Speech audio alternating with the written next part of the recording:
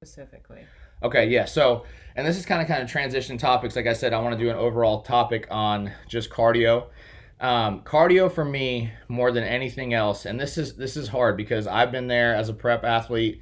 Cardio is all about heart rate response. Okay, and typically, your work level that you're at within that heart rate response, that's what matters most. You can do that so many ways, so don't get so fixated on what type of cardio you're doing. And it's hard. Like, there's so many competitors that have this emotional attachment to the stairs. And whether that's because the stairs made them work harder, whether it's because they won when they were using the stairs, whether it's because that's what they saw their favorite competitor doing.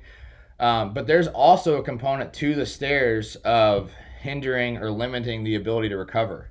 So I'm fine with my athletes using the stairs, but there's going to come a point in prep where we need to navigate things really smart, and we might need to push the energy expenditure up, but I don't want to do that at the cost of also hindering recovery. So when I added this cardio for her, I really don't care so much what she's doing in the morning because that's kind of a constant variable right now. But since we added more, I wanted to further facilitate or at least not hinder the recovery aspect of that. So that's why I put it on the bike. And the bike for me, and if you look at the research on a bike, the bike has no eccentric loading. So there's no pounding on the joints. The eccentric part is when the muscle is being shortened. So I'm sorry, muscle is being lengthened. So within that, if you're looking at like a treadmill or stairs or anything like that, there's a lot of eccentric loading that's happening. So within that being said, if you're not properly like looking at how much recovery is being hindered by the cardio that you're doing, that could hurt the process long term. So that's kind of my thought process into why to use the bike or when to implement the bike. Because again, like, you can work extremely hard on a bike, but your recovery abilities on that bike are going to be a lot better long term than if you're doing something that's pounding your joints, eccentric loading over and over again. So that's kind of my thought process into that. Yeah, exactly. The stairs, I was so familiar with the stairs for so long, and everything that was an effect of the constant pounding and um, just the recovery aspect of the stairs. I was just so used to it and so familiar of it because I was doing it for so long. But specifically, I had a lot of IT band and hip issues and just recurring things that I couldn't get away from that just kept showing up because I kept showing up on the stairs. I never had much trust in any other form of cardio because the stairs was really all that I knew to do. Because, like Matt had mentioned, my heart rate was always the highest. I felt as I was working the hardest. And if I could do steady state cardio on the stairs versus on the treadmill when my heart rate is less, I'm burning less calories on the treadmill than I am on the stairs during a 30-minute session. I'm going to do the harder option where I'm burning more because in my head, that's what's going to get me closer. That's what is going to help me more. But specifically in the morning, I have been keeping that variable the same of sticking with the treadmill and incline walking for my cardio. I walk we have those Precor. I think Precor is the brand of the Yeah. treadmill. The incline's at about 10 and the speed is 3.3. And I learned that I need to stretch my calves before and after really well because I was experiencing some pain from that just because it wasn't something I was very used to. But since I've really, really started to enjoy just walking on the treadmill, and it's not an easy walk by any means, I'm not holding on. If you're holding on your treadmill, you might as well just put your incline back down because it really does you a disservice to be holding onto the top of that thing while you're doing your cardio. The incline's there for a reason. And then the bike I really enjoyed too, just because I didn't feel any kind of hard impact. There was nothing hurting or aching, and I felt as if I was able to get a good stretch and good blood flow and move all that lactic acid that I have sitting in my legs after like a training session, for example, just moving that around. And I think it'll help actually keep inflammation down for a little bit just by getting everything moving and not being so high impact during my cardio. Yeah, two other things that just came to mind is one of the conversations that we had when we first started is like, you want to plan out a prep or you want to plan out a progress phase or whatever you're doing with variables that you can still call on if you need them. So really, it's like this thought process in my mind of getting away with the least amount you can and getting the most out of it, and then when the least stops working, then you increase it. So if you start out 16 weeks out and you're on the stairs and you're going, you know, as hard as you can on the stairs, when that stops working, you literally have nothing else to call on. And not only that, but cardio response, the benefits of cardio, fat loss from cardio. It's not all about going as hard as you can, because if that were the case, we would be doing sprints all the time. We would be doing swimming laps all the time. Like, we would be making our cardio as hard as possible. Again, it's just this mental battle that we work with. Yeah, I mean, it's like we're always like, okay, let's push it more, let's push it more. But if what's working is continuing to work, like, don't push the threshold up anymore. Yeah. Because then if you stall out 4 weeks that left to go, like right now, like if we stall, and I think the stalling is from her needing to do more, we have the stairs. We haven't even touched the stairs yet. You know, there's so many things that you can do if you don't just go as hard as you can out of the gates, because it might not be necessary. And don't take this as me saying don't work hard. I think the working hard really needs to come during the training. Mm-hmm. And then you need to use the cardio to enhance the training through not limiting your ability to recover from the cardio method that you're choosing. Because through that cardio, your training can suffer too if you're not smart. For sure. And then the other point that I had was, I think I kind of just combined the two, about like just not really going like 0 to 100 to start. You know, my prep in 2018, I never got the RPMs on my bike over 90, and I never increased the resistance over 8. And the reason why is because it continued to work. You know, so it's just like sticking to the smallest amount of variables that you can, ride them till they no longer work. And then when they stop working, this is the other thing I was going to say, it's not always about doing more either. You know, like, especially for you girls that are listening to this, like, y'all's recovery is so finite, which is with guys, like, typically I can just push a guy into the floor and he's going to continue to respond. And with a girl, you might be able to get away with that short term, but the longer you continue that process, the more your body's going to fight against you. So at some points of this prep, when Nadia stalls, I'm actually going to pull her cardio completely out. I'm going to tell her to rest for a few days. I'm going to tell her to eat within somewhat of a plan, because there's more to it than just more output, less intake, more output, less intake. And that goes back to the cardio variable as well, because again, like, cardio is a tool that for me is down the list. It's necessary, but it's down the list. Well, I want performance up as high as we can in terms of training. I want to manipulate the diet as much as we can to get the response that we want and to keep the metabolism where we want. And then cardio is below that for me. So that's kind of my overall thought process into why we're doing what we're doing in terms of cardio.